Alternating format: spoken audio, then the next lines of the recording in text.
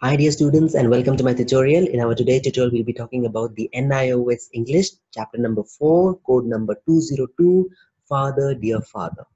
So in this lesson, of course, this is a part of your literature, not as chapter number 3 where you just have to do reading with understanding and only practice it, whereas this one is important for you to learn for the literature and as comprehension part.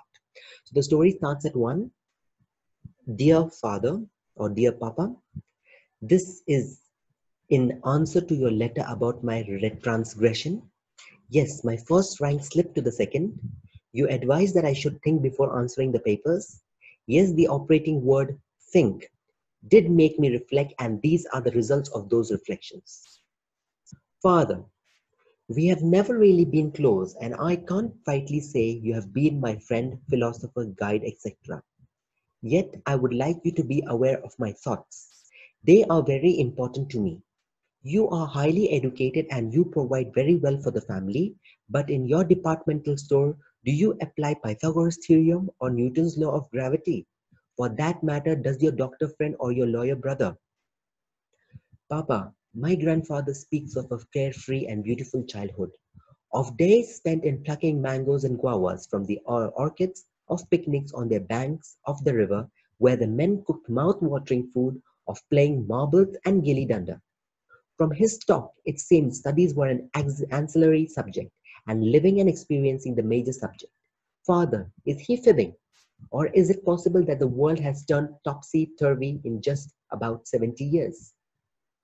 Papa, my grandmother is semi-literate, yet she is pleased with her pot, pans, her flowers and garden, her Bhagavad Gita and scriptures. My mother, highly qualified, is highly strung, tense and nervous. Do you think literacy makes us restless, afraid and frustrated? After the section 1 part, you have an inter question 4.1 to be solved.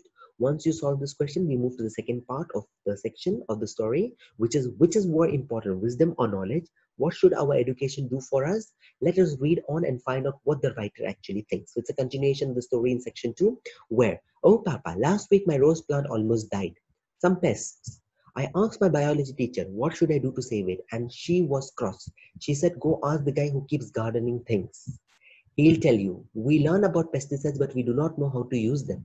Oh, Father, it matters not to me why apple does not fall upwards, nor do I care what Archimedes did. What matters to me is that my rose plants remain healthy. When there is a fuse in my house, I should know how to do something about it. I should know how to make a desk for myself from my carpenter's tool. Instead, I learn about hypotenuse relations, relational square roots, etc. Once I asked my grandmother how she got to be so wise. Do you know what she said? By living and experiencing. She laughed as though I had asked something which was so obvious. Are we living, Papa? Or is life passing as? What I fear is that if I were to meet Newton face to face, I would fail to recognize him, so busy I'm learning about him. You know, just like that boy Vinu in that award-winning film, he prattles on. The hibiscus is red 100 times, but in his book he colors it yellow. Are we missing out on the essence of life? Anyway, Papa, do you know where I lost the quarter mark that brought about my fall? It was a fill in the blanks. I held that I was invited to tea, and my teacher was adamant that he was invited for tea. A matter of grammar. And Papa, if he says George Bush is the president of India, it will have to be so. If he says the sun rises in the west, so it be. And if he says the earth is flat, it will be. It will be. My Papa, at least on my answer paper, my first rank is at stake, you see. Still, my dearest Papa, I shall keep your advice in mind and try not to lose any quarter marks. As always, your ever obedient son, Rahul. P.S. Your eyes will not see this anguished plea, my father.